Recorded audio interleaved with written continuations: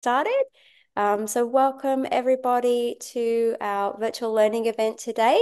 This event is being hosted by the Transition Working Group and is really being led by one of our wonderful members and leaders, Faith to Action. We'll introduce the Faith to Action team in just a moment.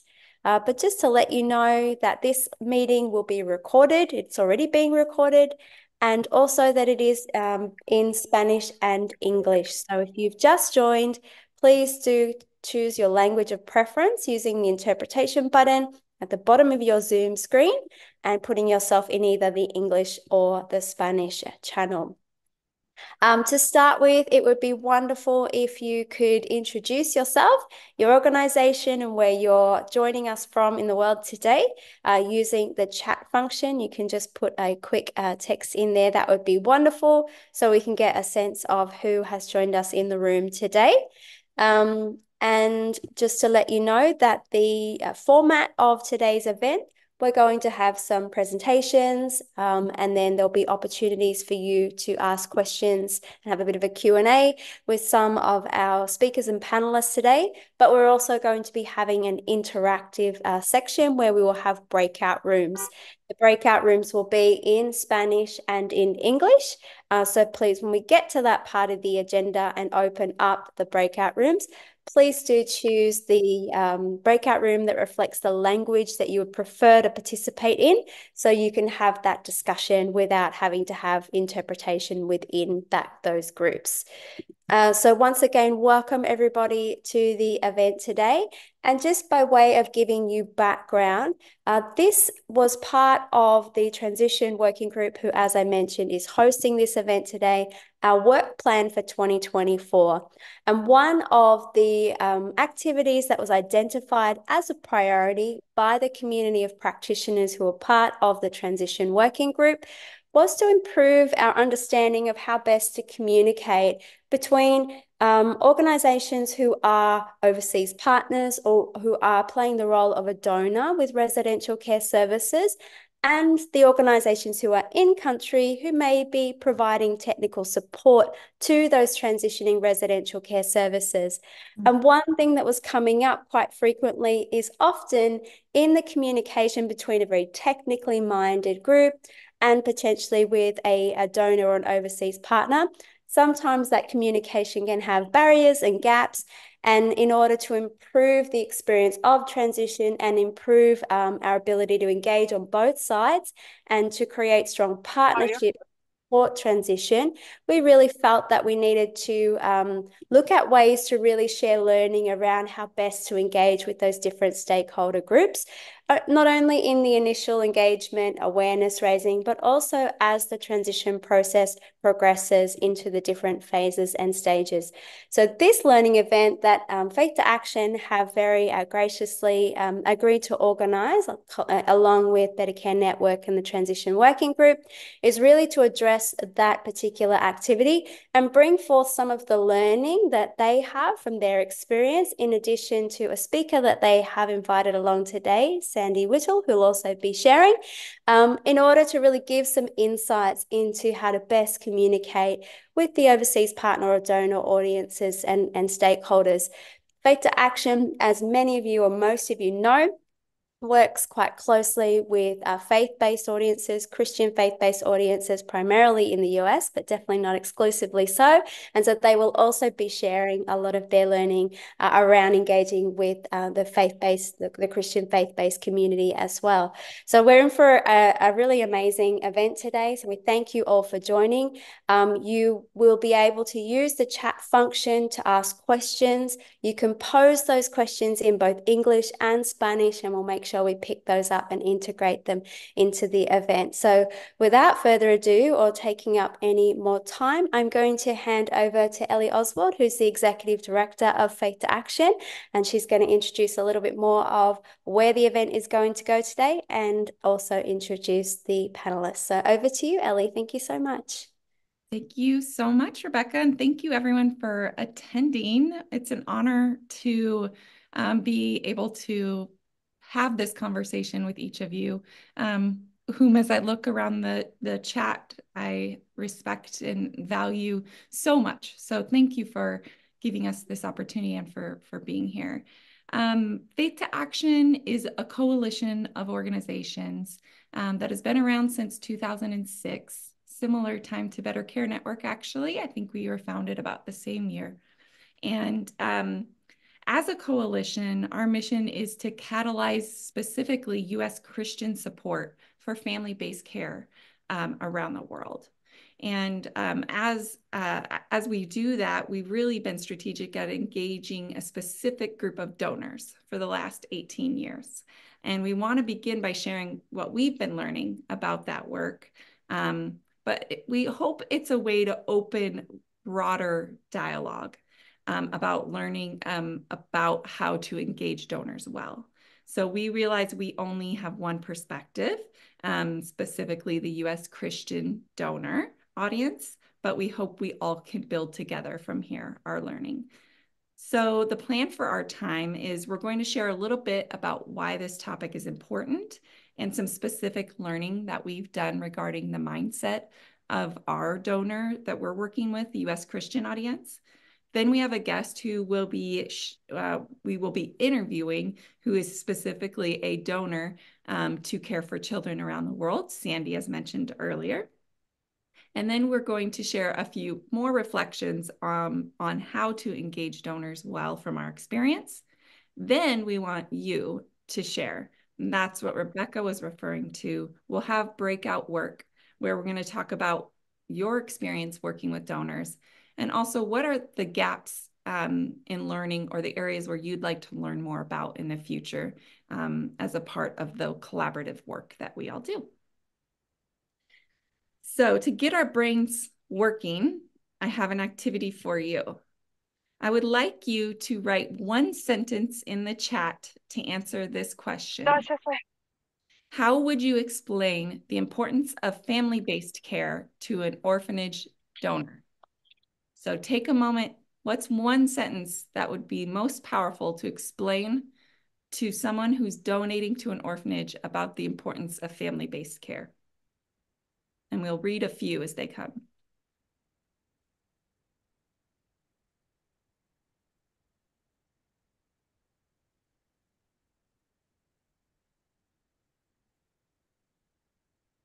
You can place your responses in chat.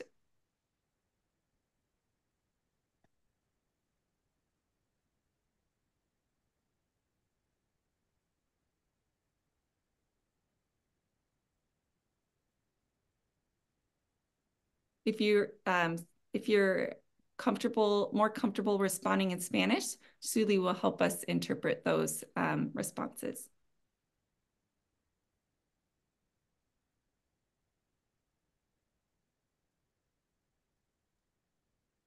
We have an excellent one from Stephen. If you and your spouse were to pass away, where would you want your child to go? A family or an orphanage? That's a very powerful statement. Good job, Stephen.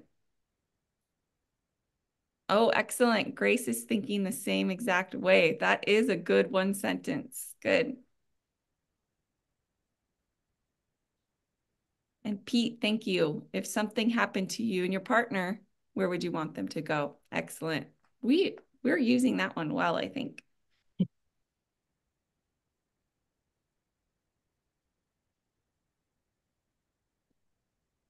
Great. Let's see at least one more.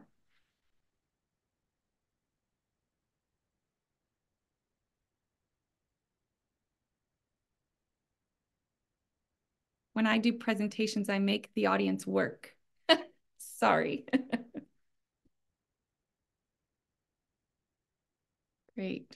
Frederick, when the children become 18 years, would you build for them a house in the institution? Interesting. Thank you. Great. Well, hopefully this is starting to get your mind working a bit as we jump into this important topic. I do want to start by setting some clarity on what we mean by the word donor. I have found that we use this term in different ways, and we all have had different experiences from engagement of a donor. So I want to recognize today that we're using this term very broadly, but we're going to talk about really two concepts within the idea of a donor. And there's a spectrum in between the two. But the first is the more traditional idea of a donor. This is the person who is writing a check or giving cash to an organization, and the organization goes and does the work. And they would probably identify themselves as an owner, or as a donor. They would say, I'm a giver or I'm a donor to this work. But there's another type of donor that we want to make sure to talk about. And that's someone who might not think of themselves as a donor only, but they're more involved and have more ownership over the work. It may be someone who founded an organization while on a visit overseas and has now left and is fundraising in a different country. Or maybe someone who met a pastor or met someone who was a part of a small organization and then built an organization around it and now runs a fundraising entity. Essentially, this is a fundraising entity. It also may have varying levels of oversight and engagement on the work on the ground. They may even be in charge of hiring and firing and managing the staff of the work on the ground. I think this difference is really important because they are very different audiences, and we can't treat them the same way when it comes to supporting a transition. So we're going to be highlighting these differences throughout, but I think it was important to start by recognizing there's a couple different ways we can understand this concept of a donor. And why is it important that we talk about funders? There's a couple reasons why I believe it's important that we take very seriously our engagement with donors when an organization is transitioning from family-based or from residential care to family-based care. And the first is we need the money. So simply stated, there are spikes in costs when it comes to organizations transitioning their services. A study done by CAFO recently, a very small survey of organizations, I think it was under 30, looking at their finances, recognized there was a 15, 20 to 20% increase in the overall budget while the organization was transitioning. But they also saw a 40 to 80% decrease in the cost per child after the transition was complete. So this data is obviously minimal, but we're learning more and more with the cost assessment tool about what it costs to do a transition. But at this point, the evidence is pretty clear that there is a need for funding. And we have to do the work to support organizations to be able to fund their transition so that children are safe and secure in the process. So that's the first reason why it's important that we engage donors. The second is there's a significant fear of loss of funding or loss of donors that organizations have when they're considering making this change. This was brought up in a small study on the Catalyst for Change in Kenya specifically, that there was a significant barrier of people fearful or experiencing a loss of donors as they make this change. And I'm sure many of you have experience with people who have told you, that sounds great, but my donors will never go along with us. So it's important that we have the ability to respond to that fear and to provide support that gives organizations confidence that they can get their donors on board.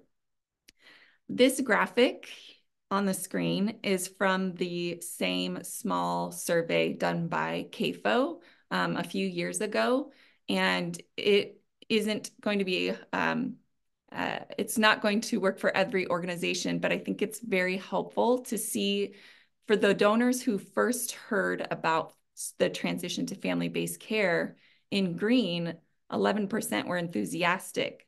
and 31% were favorable. So a good chunk of donors actually were excited about the idea of transition. There were a lot of donors who didn't either understand or didn't really care too much. They were more neutral. And then there was a good number of donors who were hesitant and worried and had concerns. And so it is clear that this fear of donors not wanting to support is true, as we see with this 23% and probably more or less in different organizations. But I do think it is exaggerated at times. That fear becomes overwhelming, and we forget about the percentage of donors who actually can get excited about this work. CAFO also found that of the, I think it was 26 or 28, I should have wrote down the number, organizations in this polling, that about 70% of them actually saw an increase in their funding over time. So that's why I think it's important that we recognize this fear is important to respond to. And it's also important to give hope that this transition could actually open channels for funding. And it's not necessarily going to mean that you will lose donors. If you do a good job engaging donors, you can bring them along, and 70% of those agencies found that they actually got an increase in funding. And then the last reason why it's important that we talk about this is many of you may be familiar with this graphic coming from the transition assessment tool, but it highlights the importance of the relationship between the residential care director and the principal donor. And whether the idea to change and transition comes from the director or the national government's pressure, or in our case, we often work with the donor who's leading the change. The donor, no matter which direction it's coming from, the donor is a critical part of the process, and also is vital to ensure that they're bought in and that they're able to come around and support the change long term. So hopefully at this point you believe that this work is really important, because we want to share a little bit about what we can do to be effective in engaging the donor.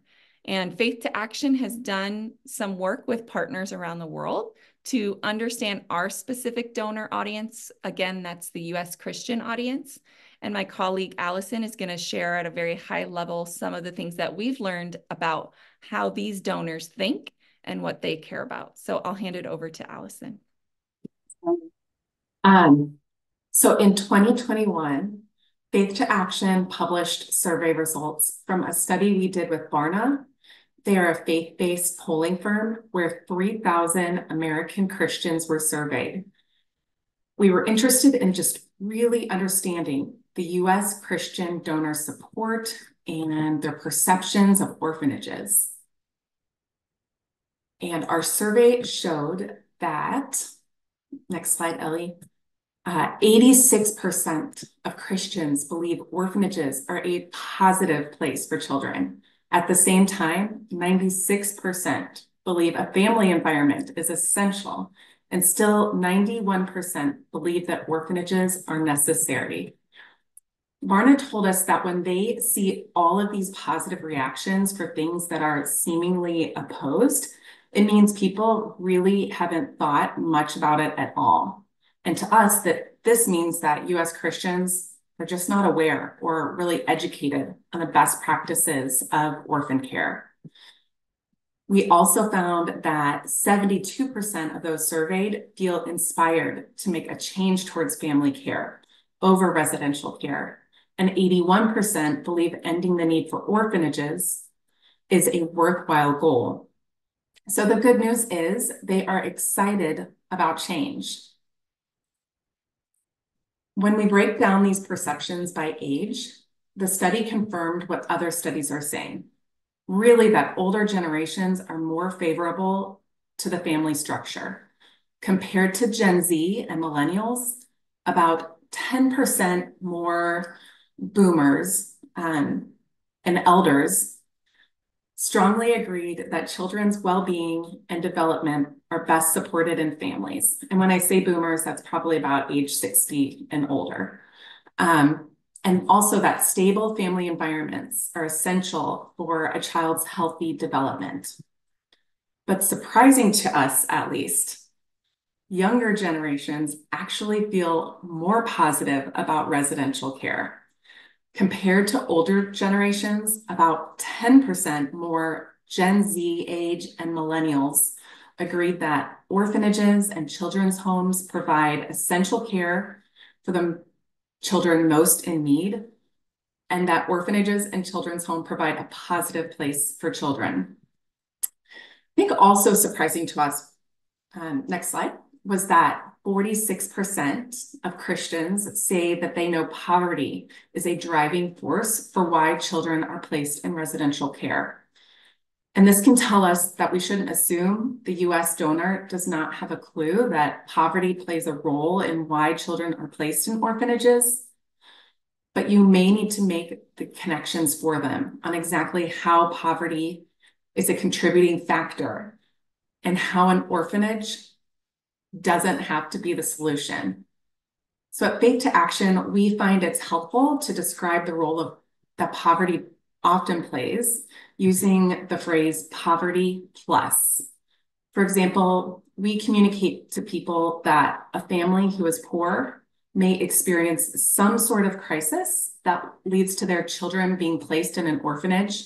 So it's poverty plus an illness, or poverty plus a disability, a divorce, job loss, addiction, a natural disaster, conflict. It could even be poverty plus lack of access to education.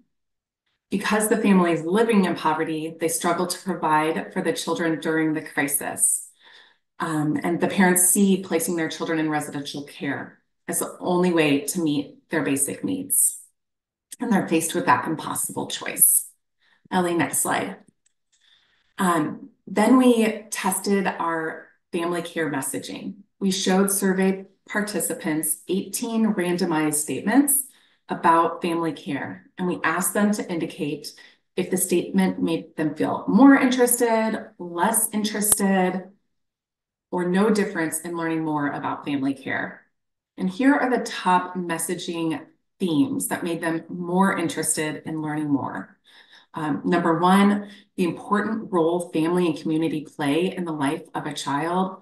For example, the love a family provides, the sense of belonging and connection. Number two, strengthening families is the best way to support children.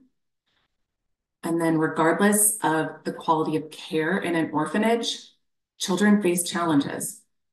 And number four, children with disabilities can thrive in families with proper support.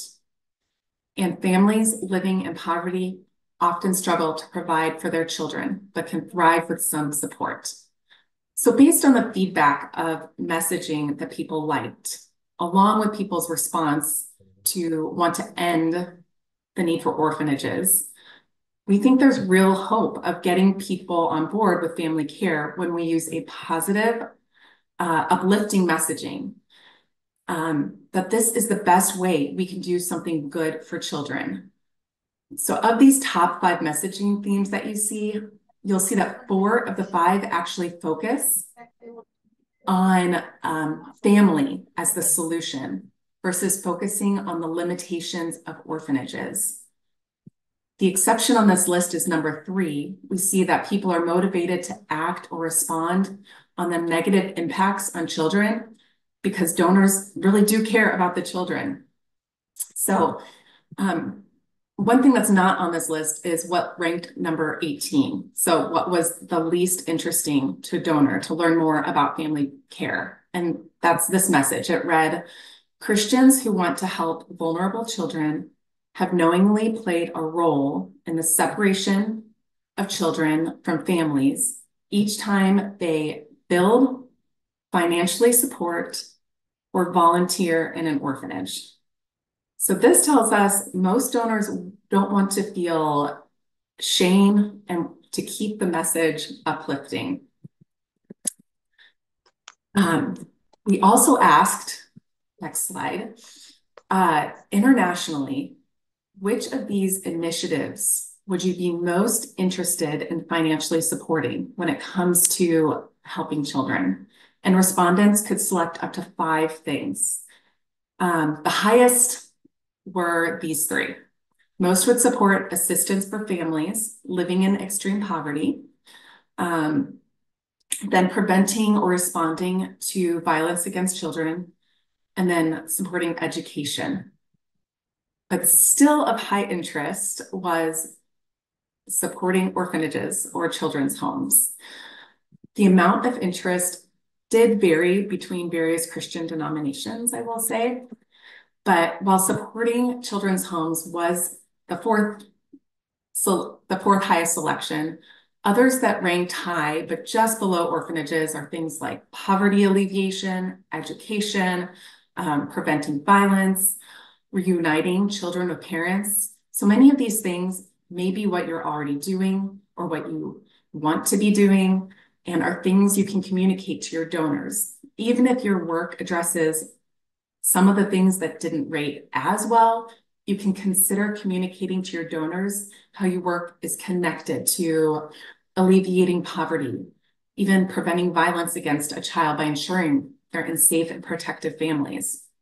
And then those things that ranked lowest were actually foster care and adoption in country. But this tells us the importance of foster care and adoption as something we need to better communicate to our donors. And then in addition to the Barna study, we did a couple of years ago, Faith to Action performed 3 focus groups to learn how specific demographics react to our family care messaging. And much of what we heard confirmed things that many of us, I think, assume, but also a lot of it was eye-opening. The 3 demographics we tested were younger moms, missions leaders in the church, and Gen Z. And again, these are all Americans that we perform this focus group testing with. So I'm just going to share some general observations when it comes to family care messaging, starting with the mom group. They were by far the most receptive group to family care. Once this group of mothers understood that oftentimes poverty is what causes separation from families, they immediately wanted to know more about it, including what they could do to help. We remember there was one mom who just said, "Who do I write the check to?" She was that easy to convince. And the real life stories were very compelling to them. We shared 2 stories. One was of a care leaver's perspective, and one of a mom who was separated from her child temporarily until she received financial assistance to start her own business. And they said both were very compelling. And then also, they found imagine if statements compelling, like imagine if this were your child, or imagine if you were in the position that you had to choose between feeding your children or placing them in an orphanage. And I think that's very similar to what many of you put in the chat earlier during our discussion. And then the solution of family care just really hit home for them. And then that second group, the church leaders and pastors group, was a bit different in that they are the most educated on orphanages, whether it's in alignment with family-based care or not, and the group most likely to have visited an orphanage. They had a lot of questions and were generally just more skeptical. But I think at the end of the day, they can get behind family care. It's just they know more of the nuances that could actually happen on the ground, and they have existing relationships with organizations. And unlike the mom group, the church leaders didn't want to be told exactly what to do. They wanted to have all the information and then make decisions based off of that. So if we have resources to direct them to help increase their knowledge, they will feel more equipped to get on board.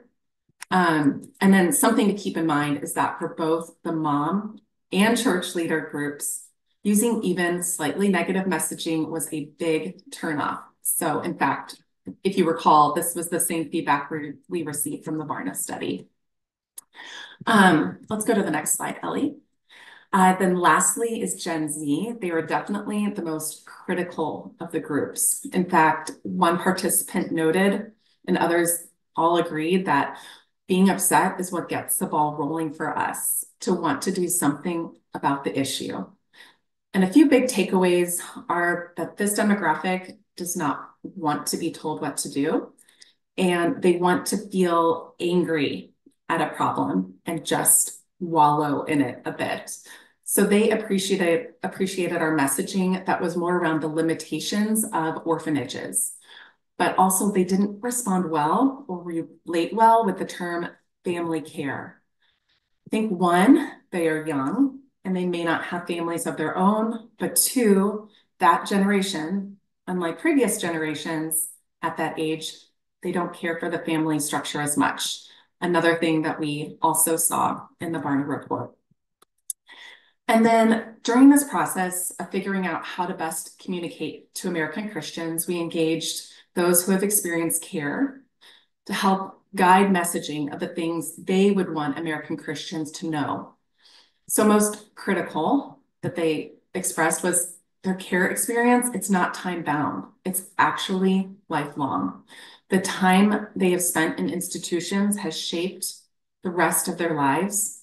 We need to look at them beyond the time they have been in care, and that these individuals need support beyond care if we are to have meaningful impact on children. They also said that families and communities have not failed. What has failed in their countries are the formal child welfare systems, but not the communities. There should be a focus on building the community and supporting families instead of building new systems that take children away from families. And then lastly, in the past, care leavers have felt exploited with organizations just wanting to use their stories, and then they receive nothing in return. And we know that care leavers deserve to be seen as experts that they are, not just from their lived experience, but also many of them continue to work in this field as professionals. So Ellie, I'll pass it back over to you.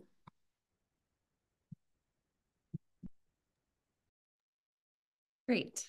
Thank you, Allison. It's so important that we begin to understand the mindset of donors, and we hope this research around U.S. Christian donors is filling in some learning. We're so excited to have Sandy Whittle join us today. She's been a partner with Faith to Action for 5 years now, or more perhaps. As a leader in her church's missions team, she was a part of making funding decisions regarding care for children. And while her experiences are unique, we also think there are many themes from her learning and experience that will help us all better understand donors to orphanages. So we've asked her to come and share a little bit of that experience with us. So Sandy, thanks so much for being here. Could you just Thank you for having me. Yes. Could you just start by telling us about the relationship that you had with the orphanage in Liberia? Of course. So my church developed a relationship with an orphanage home in Liberia, West Africa in 2007. And initially, teams deployed from the church to build a school that would serve not only the orphanage children, but the children in the surrounding community. But during the course of the time that the team members from my church were there, they really fell in love with the kids from the orphanage home. And so they came back to the church and started a child sponsorship program. And my first trip to the orphanage home was then in 2009, so a couple of years later, and I ultimately became the lay leader of what we called the Liberia ministry team, which was a core group of very engaged congregants that not only traveled typically annually to the orphanage home, but they stayed engaged throughout the course of the year to really talk about what our ongoing support for the orphanage and for the children looked like. So I was communicating with that smaller group of very engaged donors, also communicating with the child sponsors of the church. And then in 2018, with some nudging from God, I actually also got really deeply involved in relationship with the orphanage administration. I started going and staying for longer stretches of time, even up to 2 months, because I really wanted to learn more about the lives of the children who were still in the home. I wanted to learn what was happening with those who are aging out. And I really wanted to learn how we could better support the Children's Village in their mission, which was to give the children hope. Great. So tell us about when you first started to think about family-based care, when you first started to hear about family-based care. Yes, so I'm a little embarrassed to admit, particularly to this audience, that I heard about family-based care probably several years before I really gave it serious consideration. So I heard about it first in a breakout session at a CAFO summit. And I'll tell you that what was in my mind at the time was, okay, I hear that. But it seemed that that was for the really bad orphanages or for the orphanages where the kids really were not orphans. And I was still of the mindset that ours was a pretty good one and that the majority of the kids were true orphans. And I also thought that the kids who were not orphans were receiving a lot of benefit, particularly from the school, which is really a driving factor in Liberia. Parents just struggle to be able to provide school fees. And so the orphanage definitely becomes that magnet to those parents who want to provide schooling for their children. Great. So what were the things that actually made family care click for you? And what were the things that made it click for the church leadership? So during my longer stays, several things really started to become clear. I think one of the things that was really pivotal for us was to see the process of the kids aging out and to hear from them just how incredibly difficult that process was. We heard them say that if they had family relationships previously, those relationships were no longer intact. We heard them say that they were not well prepared to leave the orphanage fence. We heard them say that there was no support for them after they did age out. And so that really was jarring to us. And we really started to ask, okay, are we helping or are we hurting? I also sat down with the orphanage director to review the records of all the children who were still living in the orphanage home and learned that the vast majority of them had living parents. We didn't even take it to the point of looking to see who had aunties or grandmas, but the vast majority of them had living parents. I also got connected with Helping Children Worldwide and their residential care facility. It used to be called the Child Rescue Center. They have since renamed it the Child Reintegration Center. This is in Sierra Leone, which is the neighboring country to Liberia. And so I heard from Helping Children Worldwide how they had recently gone through the process of reintegrating all of their children back to families. And I really saw how beautiful those stories were and began to see, okay, this can work and it can work in West Africa. The other thing that was reinforced in my longer stays was that there were a lot of problems at the orphanage home. I had kind of gone from thinking it was a good one to beginning to have my suspicions about how well the children were really cared for. But during my longer stays, it was like the scales fell off my eyes, and I really saw the extent of the problems at the orphanage home. So your leadership team and yourself were convinced this was the direction you wanted to go. I know that you have also spent time sharing with your broader congregation and even people outside of your congregation about family-based care. Can you share a little bit about what's working, what doesn't work when you're sharing with other donors about family-based care? Absolutely. So with that core group, the group that we called the Liberia Ministry Team in the church, it didn't take a lot of convincing because they were very invested. They knew these kids by name. So as soon as I started sharing the stories from the aged out and just how difficult that process was, they immediately connected and said, well, what can we do differently? And so having then the stories to share from Helping Children Worldwide and the Child Reintegration Center, they immediately latched on.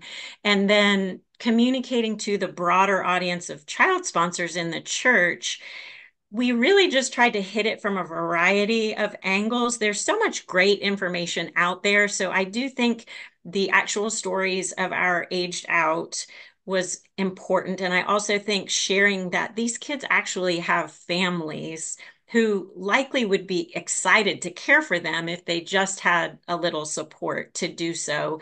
That was important. And then we also just used lots of resources from Faith to Action, sharing from the standpoint of God's word. God designed the family as the strong unit for children's development. And we shared from the perspective of science and research, the evidence-based information. We also shared the United Nations Convention on the Rights of the Child. So I think with our congregation, we just hit it from a variety of different angles. We knew that different messages would resonate with different audiences. And so we really just wanted to continue to put it out there to cover all of the bases. And so then you asked about communicating with the donors outside of my church. I will admit that that was much harder for us. So my church is in Atlanta, so southeastern United States. The bulk of the other donors supporting the Children's Village were in the Midwest. And I didn't have strong relationships really built with that audience, but I tried to foster those relationships and tried to open the communications pipeline. But I think because they didn't really know me, I didn't have the strong relationship built with them. And on the other hand, they did have relationships with the orphanage administration. I was finding myself going up against great loyalties that they had to the orphanage administration, and the administration did not want to transition.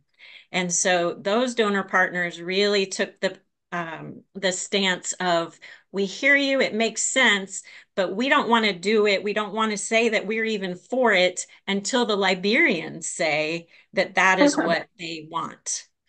But I had a thought about donor communication that may be helpful. I know you and Allison were just going over the fact that presenting the message positively is typically more impactful. And so I think one thing that could be helpful to all of you listening is trying to separate the donor intention from the donor impact. Because I think donors have good intentions. They want to do good. They want to be generous in sharing with resources. They want to share Christ's love. And so if you can celebrate the intentions that they have and realize that they may not be fully aware of the unintended consequences that they're having on the children in the orphanage home. So instead of hitting it from that standpoint of all the bad things that are happening in the orphanage, try to present it more from the standpoint of, if your intentions are this, the way to more fully leverage or realize your intentions is by supporting children in families. If you want to do good, you can do more good because you'll reach more people, and you'll not only be providing school, for example, but you'll be providing that to a child who is growing up in the nurture of their own precious family. If you want to share Christ's love, what a great way to share Christ's love, by supporting the family structure that God designed. And the financial resources, you already showed in your diagram earlier that it's actually less expensive to support children in families. So again, that idea that your intention to do good is actually going to travel farther. You'll have greater impact because it's less expensive to support children in their families. That is such great advice.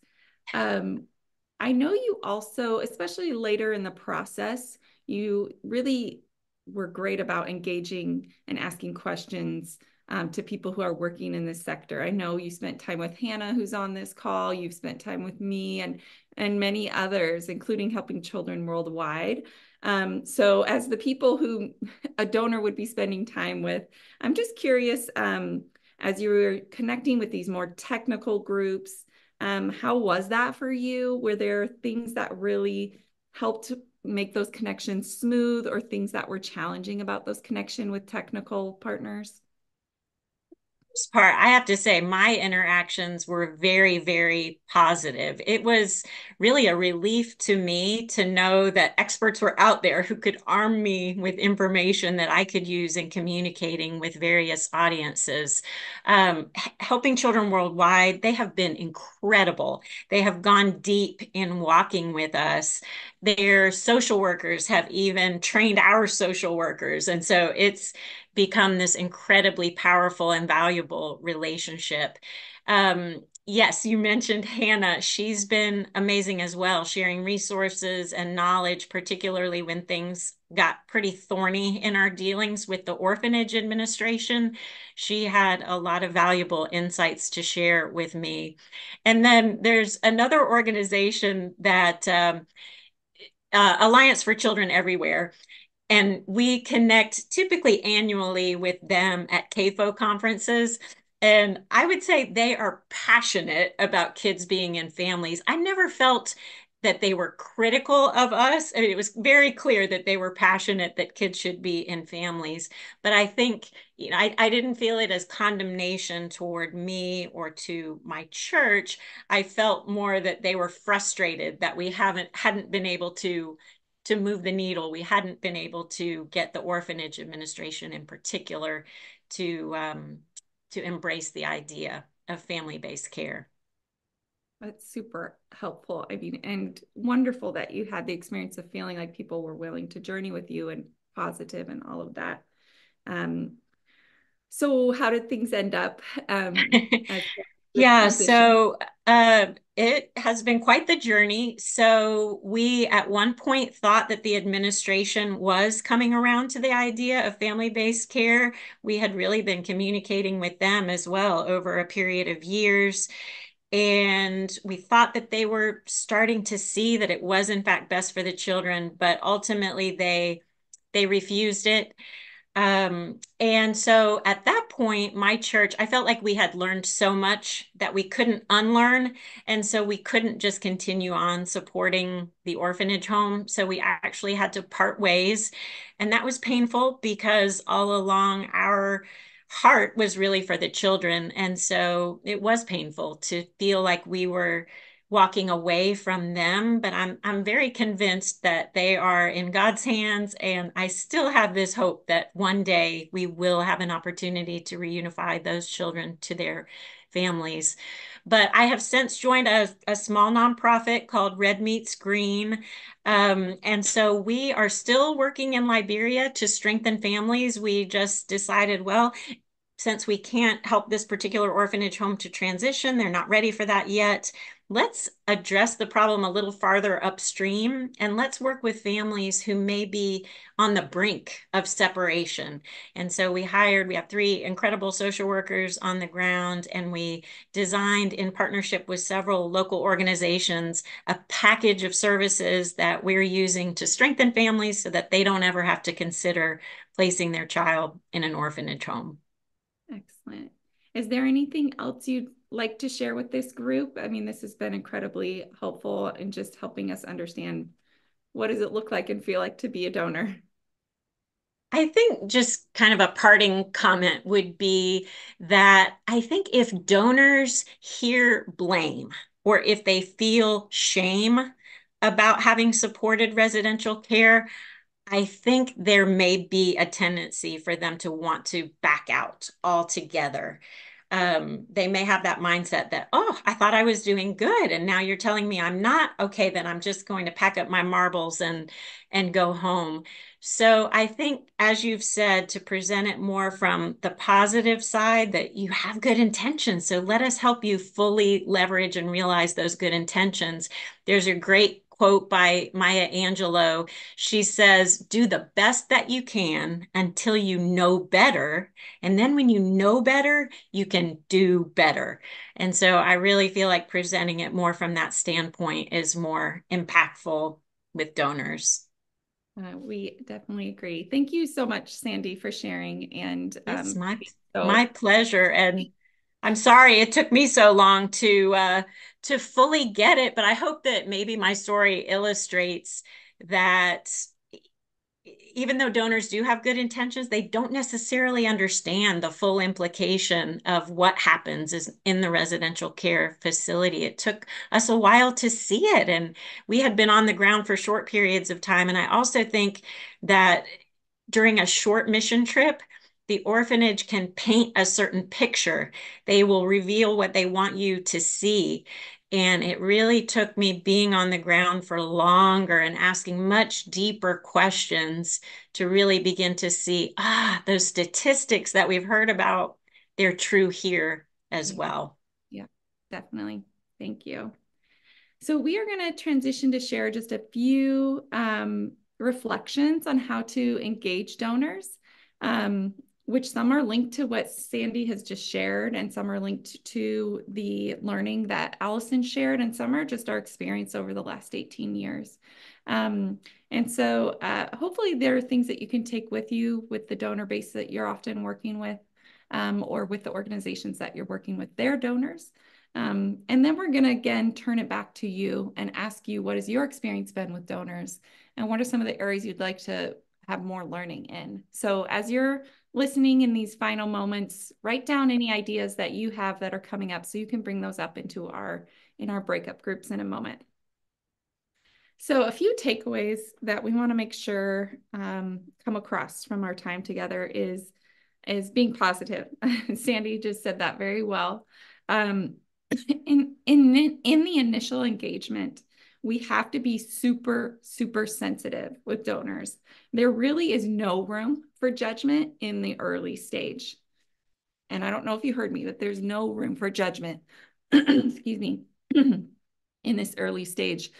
Whether you're working with a donor agency or you're helping an orphanage engage their own donors, you have to lift up donors and let them know that you're assuming the best of them. You're understanding their good intentions, and you're starting from there. Also, utilizing messaging. This is about progress. This is not about ending anything.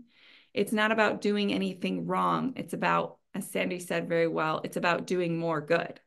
So I just want to be very clear when it comes to beginning a relationship to provide technical support, if you're in that role, any hint of judgment, especially in that very first conversation, can potentially totally ruin not only the relationship, but their potential to transition. So the goal is when they trust you, you can start to identify harder things together. But you have to start in a point where you're recognizing their good intentions and start in a positive place. When we work with leaders of organizations who are transitioning about sharing their transition with their donors, we help them come up with messaging that is positive, but also unique to their situation. So I wanted to share some of the things, the words that and phrases that our partners who are transitioning utilize in their donor engagement. We see things like, we're expanding our services, we're doing more, we're moving towards increasing impact. This is an opportunity to increase our impact. We have one group we're working with that talks about, we're going into the community in a really positive way. Also, organizations that are willing to say, we want to be at the forefront of care reform around the world. We want to be leaders in that area. We want to build upon our experience. So we're not diminishing where we were in the past, but we're building on that to something, to the progress of the future. And also this idea of, we often can hear organizations say, we're continuing this original vision of love and care for children. We're expanding upon our original vision.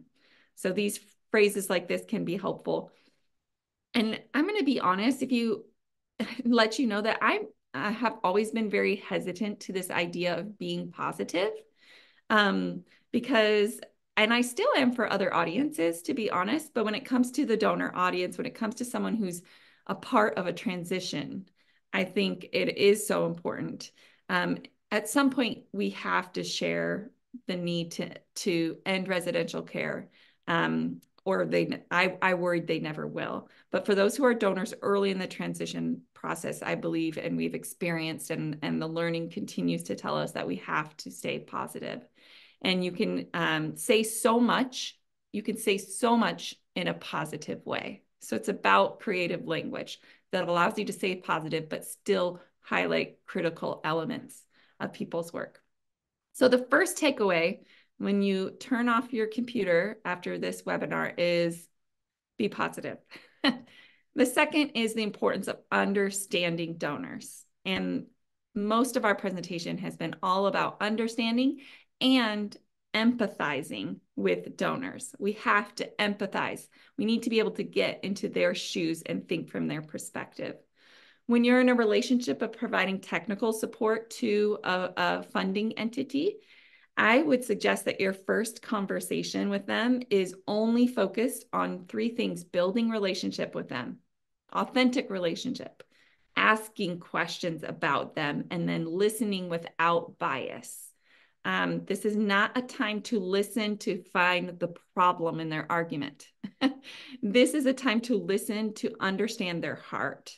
And it's not a time for you to show how much you know. It is a time to listen and understand their heart and their intentions in the work. So early in that process, just really about relationship, asking questions, and listening without bias. The information that Allison shared kind of really helped us think in a broad sense to understand U.S. Christian donors, but you have to do that individually as well. In order to understand them, you have to have a relationship with them. And so one tip I share with technical support providers is I encourage you to share your personal story with them. Share a bit about your personal life. I'm not saying to share your resume of all the things you've accomplished and all the organizations you've worked with. In fact, that can be intimidating, but share yourself as a person. It's a really effective way of getting people to open up about themselves. And this issue is very personal for donors. And so it's vital that they are willing to open up their self to you. And in order to do that, I really think a helpful tip is to be willing to share a bit personally just about yourself in ways that you feel comfortable doing. For our donors, our experiences, if you're providing technical support should not feel technical to donors. The personal connection is really what's important. It's easy for them to feel intimidated or overwhelmed. And then when they're feeling intimidated or overwhelmed, they're not feeling safe. So avoid technical jargon, please. Avoid any acronyms. I can guarantee you they won't understand your acronyms. I might not even understand the acronyms, but avoid technical jargon, avoid acronyms, smile a lot. Just be personable and encourage them. When you hear things that are exciting, instead of what I often do, look for the problem, look for the good stuff and encourage them. I heard you say that, and that is awesome. And really, this is most important when you're making those initial connections with a donor partner, with a funding entity, to be able to really put yourself in a position where you're understanding who they are and they're opening up their intentions and their questions to you in ways that you can better understand who they are. Once the walls are down, you can build up that deep understanding about what motivates them and be more effective in engaging them on what's important. Donors do not need to know every detail. And I'm sorry for what I'm going to say to the translators in Spanish right now, but this is helpful for me. I'll say it slow. They need to know what they need to know, which means we need to know what they need to know. So understanding what they need to know and sharing that, but they don't need to know everything. In fact, sharing everything can be pretty intimidating early on in the process. And so it's important that we are listening and understanding what is important to them and sharing the information that we have with them on those issues. When it comes to an organization that's engaging more traditional donor concepts, an organization that's talking to those people who are writing the checks to the organization, understanding them is also very important. We have to take an empathetic approach to have empathy towards them and to work to understand them. Different types of donors should be considered differently. And for those who are really important, they need to be considered individually. So we seek to understand their perspectives uniquely. And it's important that we listen and seek to understand their perspectives, but meet them where they're at and walk with them in their journey. So the second most important takeaway is understand your donors. We use this very simple tool with organizations that we work with. So the first is to identify the donor, and it might be a donor or it might be a category of donors. And then we ask what motivates them to engage in this work, what really drives them. And often there's several things that drive them. Some of them might even be some more selfish things, but a lot of them are going to be really positive things. Okay, and then we think about what concerns might they have about this change, about this transition. What things actually might excite them about the transition. And then we talk about what are the messages that they need to know, what's the information they need to know, and what's the best way to engage them, whether that is one-on-one or it is through newsletters or otherwise. So really being thoughtful and understanding what motivates them can really lead to a plan for how to engage them. This is another helpful tool. Brian, who I think is going to jump on at the very end, taught me this. But this is, especially when you have a key donor, a helpful tool that you can keep on your desk and continue to fill in as you build your relationship with them. But often you hear what a donor will say, and you might see what they're doing. Sometimes those line up, sometimes they don't. But then what you need to start thinking about is what are they thinking that's making them say these things? And then probably the most important thing, but the hardest thing to find out is what are they feeling underneath that? And if we can address those feelings, we can see transformation in what they're saying and doing to come along and support the transition. The third takeaway that we want to make sure we share is the importance of having very intentional engagement. We will not convince a donor to transition in one conversation. Even if a donor that you're meeting with seems fully on board, I would just warn you that we know that as the transitions get tougher, they're going to need consistent engagement and reassurance that this can happen over time, or else when the challenges come, they will run back to their place of safety, which is the residential model. So we have to have a long-term intentional engagement with them. It's about drip feeding them information over time, not a fire hose of information all at once. We don't want to overwhelm them. So it's regular communication with donors, and that communication needs to come outside of financial requests. So it shouldn't be the times that you're talking to the donor agencies is when you need funding or there's a problem that we need them to solve. But it's engagement, regular engagement over time is most effective. And also we're sharing lots of different ways. So some donors will need to hear the data and the research. Some will need to hear the biblical response. Some people will need to hear stories. We found this in our focus groups, the importance of different information for different groups at different times. So that intentional engagement should include sharing different types of information in different ways.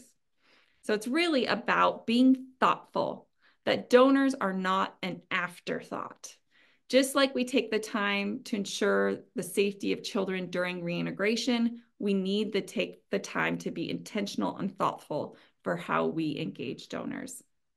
We're out of time, but I was going to share a little bit more. Sandy mentioned Helping Children Worldwide, but just to mention that they have a case study that you could find on Better Care Networks regarding the work that they did to engage key donors. And it included just being very thoughtful with each key donor about how they were engaged in the transition process. So I will just point you to that case study instead of sharing it today. The last thing I want to share is to expect resistance. We need to be prepared to respond to resistance. It will happen. It is normal. but it doesn't mean that we will lose donors. So when you're working with an orphanage, if they're worried about resistance, you should say, yes, there will be resistance, but we're going to be prepared for it because we know the questions they're going to ask and the concerns they're going to have are going to be very thoughtful. And then we're going to be able to get them on board. And I would say the same exact thing if you're working with a donor entity is they should and they will have questions. The most frequent donor question that we see from our U.S. Christian donor side is, will these kids be safe? And we have to be ready to respond to that question, talking about the steps that are going to be taken to ensure that children are protected, ensuring that children aren't sent back to abusive families, ensuring that this is a case-by-case individualized approach, ensuring that children will have a voice, and really ensuring that the organization is committed to supporting children in families as they make that transition. That kind of information seems to be important to donors. That's the kind of information that they really value. And they will have a lot of other questions, and we need to be prepared with responses that are authentic and true to those questions, because they deserve to be able to have those responses and those questions answers. There's so much more we could share, but we wanted to just share a few of the biggest things that we hope you can take away from our time together today. But now we want to turn to you and ask you what your experience has been in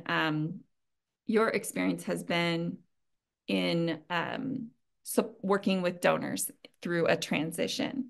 And so our plan is for you to take these two questions that are on the screen right now into some breakout groups that Rebecca will tell us how they'll be functioning in a moment, and talk through them.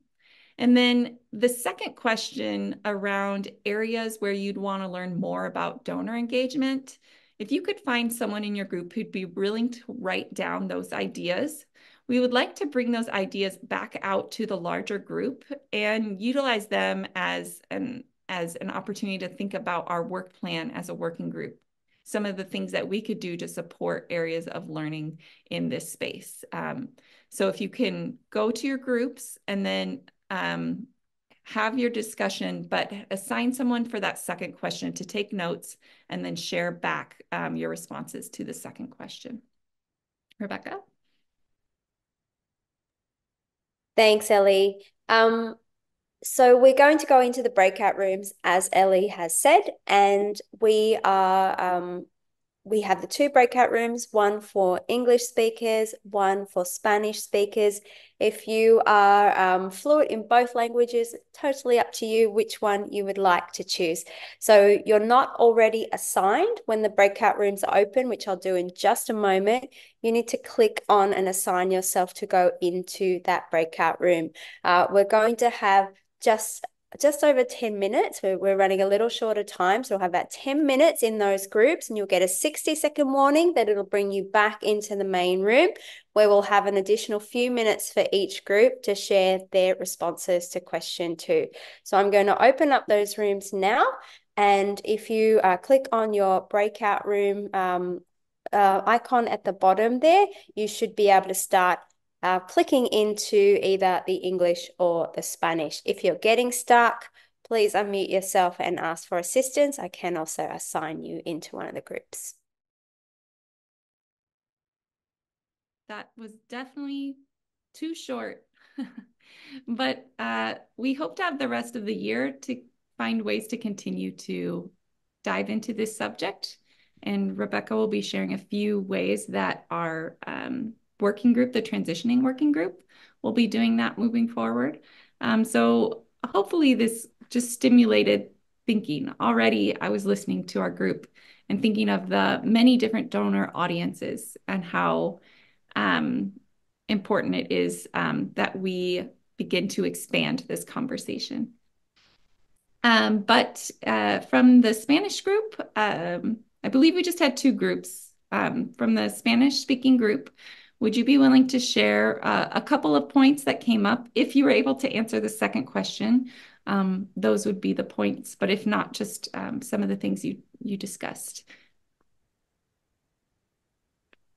Voy a a tomar la palabra. Si hay algo, por favor, I los will compañeros pueden speak. apoyar. If there's something else, please, Discutimos my un colleagues can poquito help me. We respecto discussed a a little bit cómo, respecto a las experiencias y about the tuvimos experiences. la fortuna de tener a un And integrante we que were es lucky enough egresado del sistema y to ahora tiene have a una member of the group organización. Y who él nos hablaba de la importancia also was part of the de system. He was a hablar de la caregiver and experiencia, desde la shared experiencia que ellos about han the pasado experience. It's y important cómo when they talk es about their own importante ver la experience and diferencia how entre it's la institución important to notice y the la salida. difference Y between algo muy institution and importante how they también que go out, hablaba es they live. respecto a And cómo this person also debemos shared fortalecer a las how familias we should sin strengthen the restarle families la without importancia de que no son capaces de cuidar a um, sus hijos, letting them know, para without hablar con telling los them that they are not donantes de able que to si take care of their invertimos en own la kids. familia, So we va a should ser talk mucho to the más fácil donors que ellos and tengan las tell them that if capacidades we para invest in cuidar a their sus hijos. families, it's going to be easier Y for them to de have los the puntos que abilities to les take care of their gustaría kids. profundizar un poco más And I es would like to sobre talk more cómo about eh, tener las estrategias o los how mensajes claves para que los we could donantes have tengan the esa different flexibilidad strategies and the para key poder apoyar messages for the a donors las so it's instituciones en el easier for cambio. them to help the institutions on this change. Excellent. Sounds like a good beginning of a discussion. Would anyone like to share from the other group? One or two points that came up. I know we didn't assign anyone.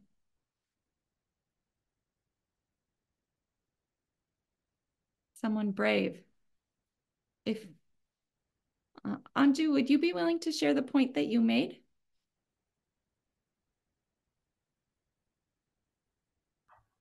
Hi, thanks. Thanks, Ellie. So I think that 10 minutes was really short time. There was so much to share and listen.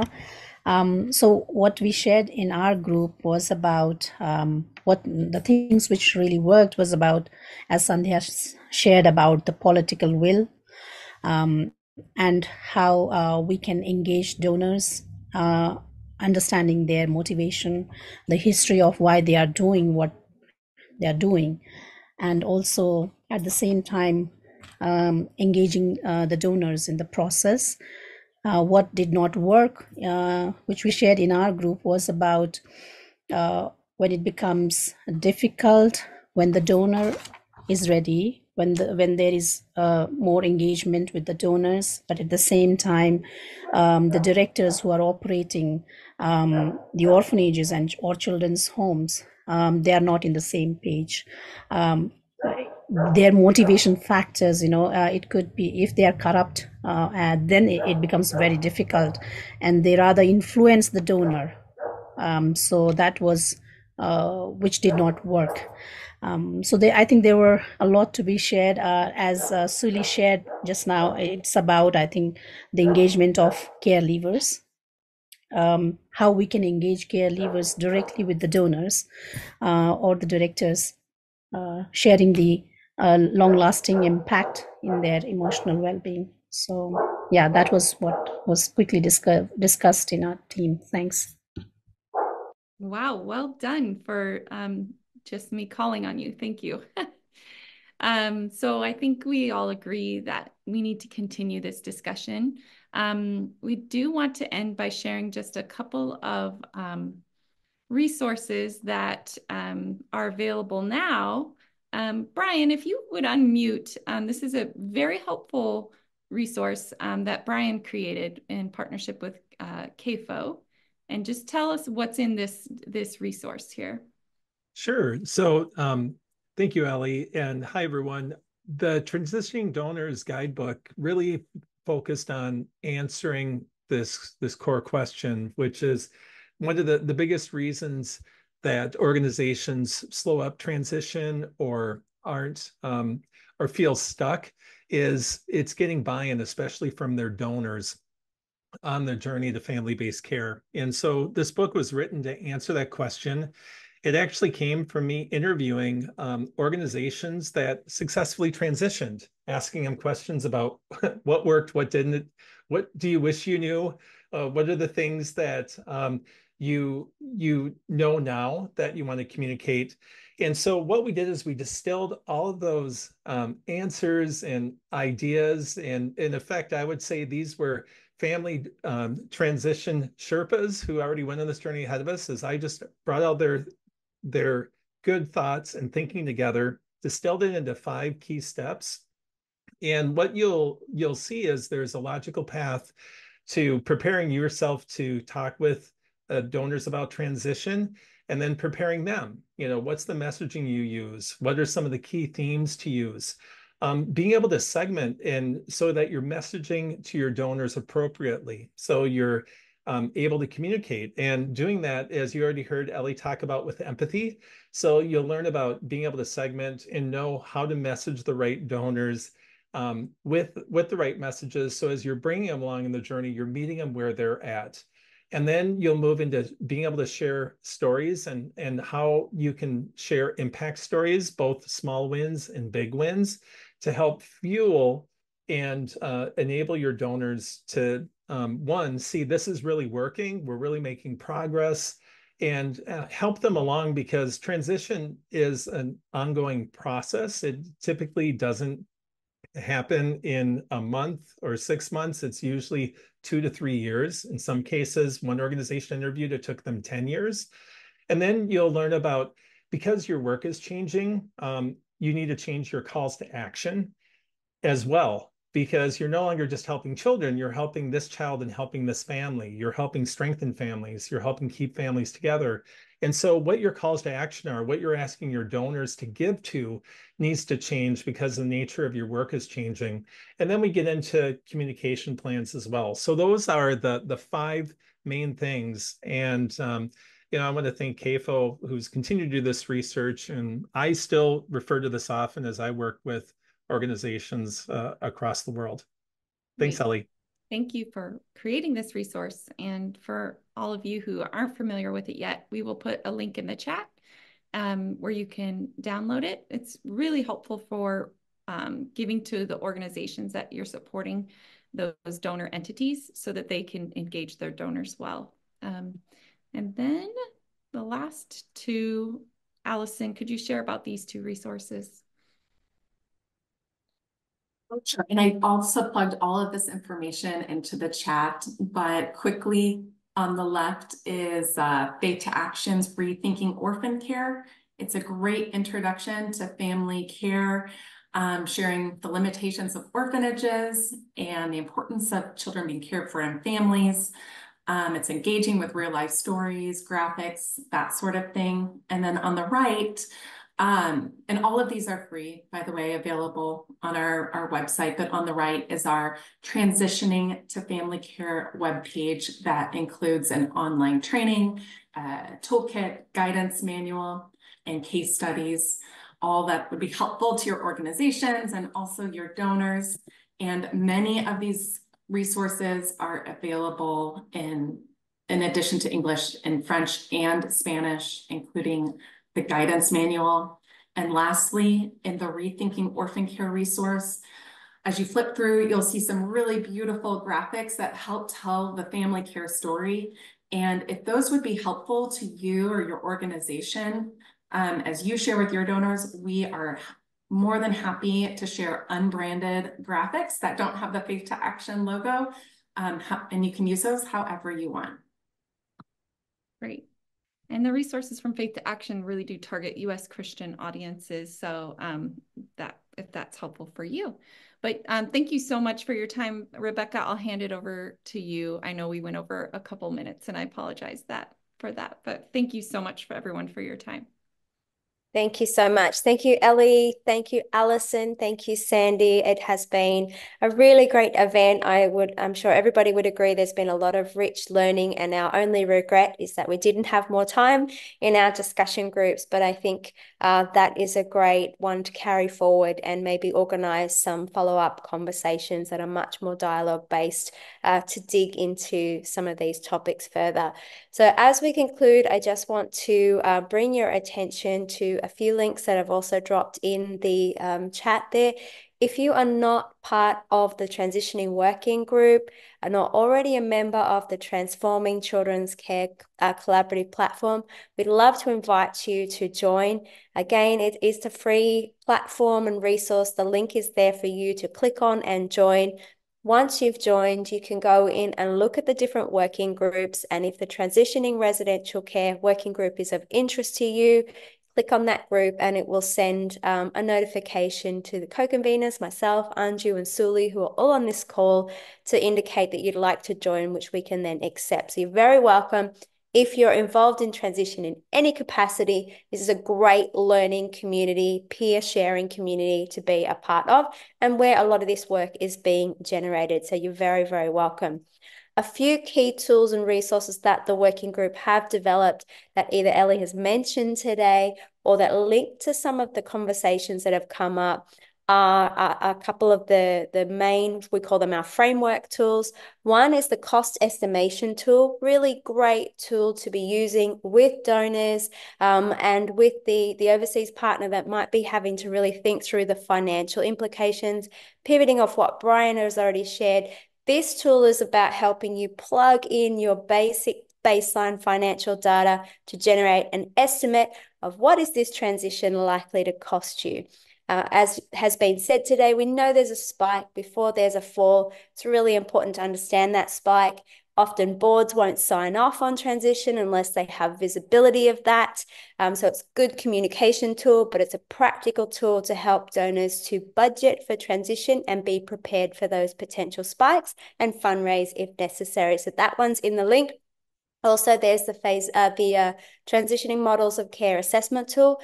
That tool is what Ellie showed, that graphic at the beginning that had the relationship between the principal donor and the director.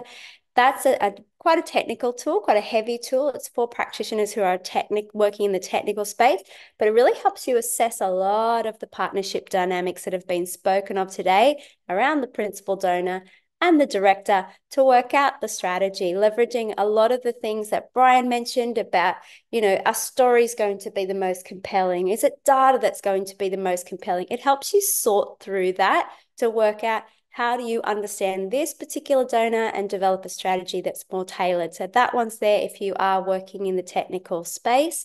And then lastly, I've put a link to the Transition Hub where all the resources, including Faith to Actions, everybody's resources that have been developed around this topic of transition are there. It's where you can get all the case studies. It's where new case studies will be added when they come out. So that's a great space if you are involved in this area to look for resources that can really help you. So bringing your attention to that, inviting you to join the transition working group if you're not already there. For those of you that are, use that space to write down more ideas that have been generated today, to request, that second question that we didn't get to. What else do we need to be looking at developing to help improve donor communication? Feel free to use the discussion or the stream on that space to start adding in those ideas. We can even create a discussion to facilitate that where you can start adding those ideas. As Ellie said, that shapes the work plan moving forward so that we have visibility from the whole community about where our priorities are, where we should be putting our time and our interest. So please use that to raise those important ideas that you have. So we're going to close there. Thank you for your patience as we went a little bit over time. But again, just so grateful to Ellie, to Alison, to Sandy for really facilitating today, bringing that learning and facilitating those conversations. Thank you to everybody for your participation. And we just believe more of these types of conversations are really critical just to helping us develop even better practices, have more success in being able to get more and more residential care facilities transitioning into family care services and children back into their families. So thank you for all the work that you do in your different countries and regions and through your individual organizations. And thank you for the work that you contribute to in this community collectively. So with that, wherever you are in the world, wishing you a good morning, good day, good evening, and we're looking forward to seeing you on our upcoming calls. So thanks so much. Bye. Thank you, everybody.